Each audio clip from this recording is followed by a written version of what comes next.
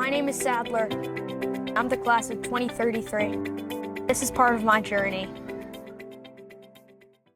For me, I came here because I wanted to do something different versus at our old school, we had makers still. We would just make like cardboard structures instead of making like actual projects. Can you give me an example, a real project that you've been making?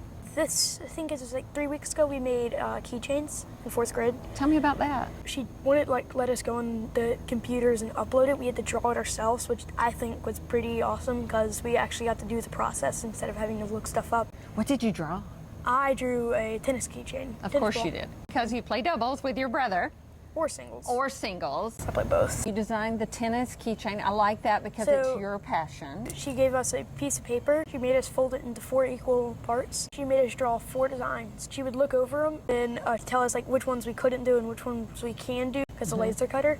It's a laser cutter that we What is a laser cutter? It's a cutter that cuts your design in it, you upload it to the computer, or there's a camera in it that you can do. That's what we did. That's cool. And once it scans completely, you take the paper out and there's a material under it. You can do any material, wood, acrylic, could be chocolate. It can cut chocolate. It uses specific lasers to different surfaces, but I guess chocolate is maybe not as hard as metal.